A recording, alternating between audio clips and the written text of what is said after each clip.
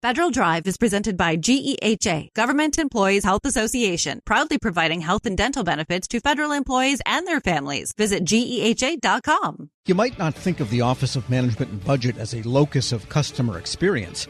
Well, that's where my next guest comes in. She's the first OMB head of customer experience and a driving force behind the 2021 executive order that called on agencies to improve the services they deploy to the public. She's also a finalist in this year's Service to America Medals program. Amira Boland joins me now. Ms. Boland, good to have you with us. Good morning. Thank you so much for having me. And I guess we should start by saying that you're actually no longer with the government. You have left for the nonprofit world. Just briefly tell us what you're up to these days. Yeah, absolutely. Still a public servant at heart. One of the things that I really discovered through my work was the importance of states in delivering federally funded benefits. And that was really a gap in my experience. And as we're working to improve services, I think the more that we're connecting lessons from the ground up to the federal level, the better we can deliver at the federal level. So I'm taking some time now working with a nonprofit that provides free public technical assistance teams to states in delivering federally funded benefits. Okay, well, let's go back to the days at OMB where you were the head of customer experience. What did that mean? What did they tell you were supposed to do there? Well, it was one of those great examples where you got to design your own job. I don't think anyone really had the vision, for what the role would look like. But I was really fortunate in the Trump administration actually to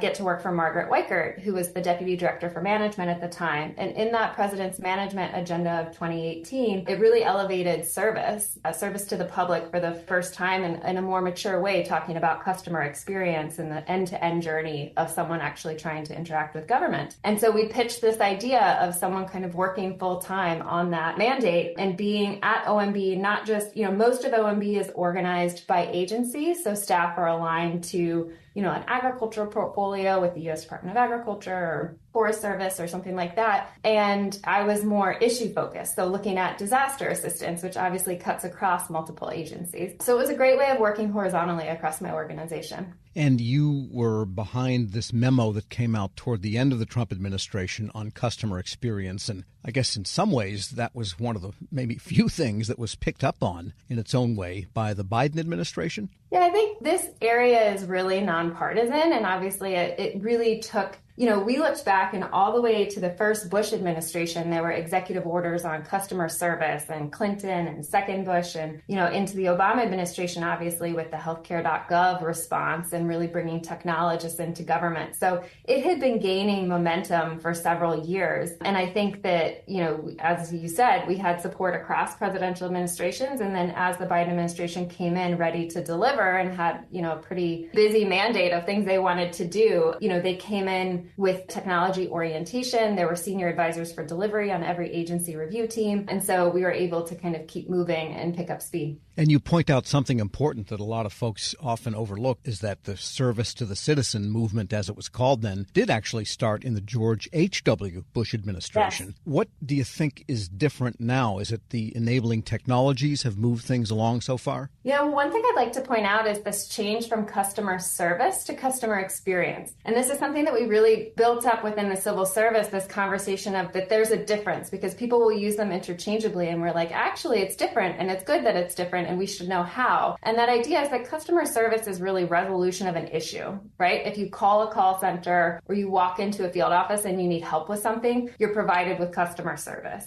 Customer experience is thinking about the perspective of the human, everything from when they first realize they have a need to figuring out who do I go talk to, what agency do I interact with, what form do I fill out, that whole application process, being notified whether or not you were approved or not approved, using that benefit or like complying with that service. So it's a much kind of higher level, more holistic approach. And I think that, we also really started out with calling this like a technology movement or, civic tech. And it is that, but it's also more this holistic service design approach that's different.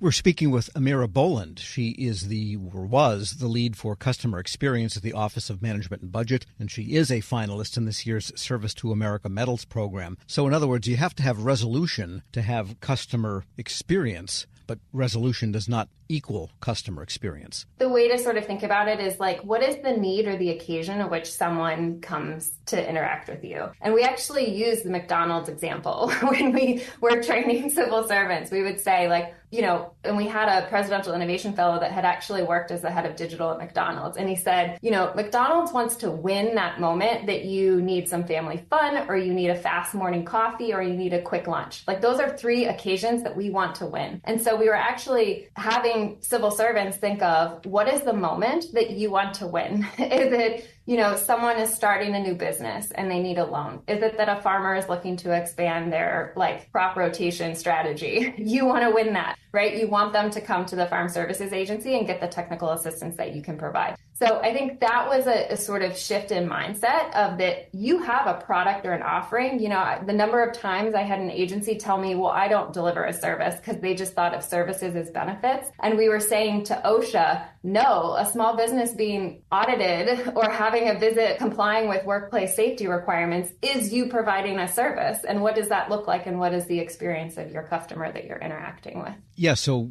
part of the challenge then sounds like pushing this idea down into the bureaucracy so that people could think differently about what they were doing. A memo does only so far. What did you do to make sure that the memo actually got deep? We often joke that a memo could fall in the forest and no one would know.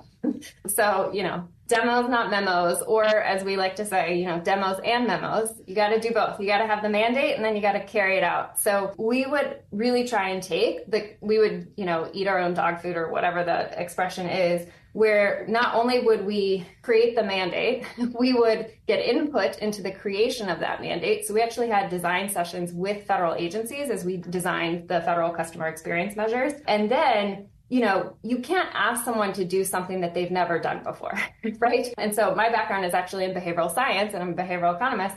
We took, that approach of how do we set the mandate and then fast follow with resources, support, training, working groups, cohorts, and really tried to bring people along in a way that they felt supported, which is not always true when OMB drops a memo. By the way, I've heard behavioral economics described as being coercive, but the person coerced doesn't know they're being coerced. No, not at all. Because, particularly in the Obama administration, I actually joined the White House Social and Behavioral Sciences team. That's what brought me to federal service. And I remember that there was some talk of, Obama social engineers. And we were always saying, we are not inventing new objectives. The objectives we are trying to deliver on are policy decisions that have been made by Congress, that have been made by administrations, and that we are trying to more effectively deliver on that. If we have passed a policy in which we believe that certain people within a certain eligibility threshold should be eligible for a benefit, if they are not uptaking that benefit, then we're not having successes, that we set out. And so that's been really the focus of our work is how do we better deliver on an objective that elected representatives have put forth. And getting back to the idea of getting agencies to think about occasions they wanted to win, did any stand out in your mind in particular? So many. I remember one day going into a meeting with Customs and Border Patrol, and it was my first meeting, and everybody was in a uniform and had a gun. And I was, here as this fresh-faced OMBer to talk about customer experience. And I remember going in thinking, I don't know how this is going to go. But it was actually a really incredible moment. And I started by, very much adopting a human-centered design approach. I asked a ton of questions. I asked about the days that they felt most committed to service and felt like they were living in alignment with the mission that they felt called to serve. And I think very quickly we got into a conversation about how someone entering at the border is entering the United States. And what does that mean? And what should that look like? So that was one meeting that really stuck out to me, all the way to, I really, found my passion in the 0 to 5 work that we've been doing around how do we better support, in particular, all mothers in America that are having a child, but, 42% of children in this country are born on Medicaid. And so how do we give them the healthiest start? And there's just so much evidence now to suggest that those early years completely impact the trajectory of people's lives. All right. And getting back to the fact that you have left the government for the nonprofit sector related to governmental services, would you consider coming back to federal service? Oh, absolutely. Absolutely.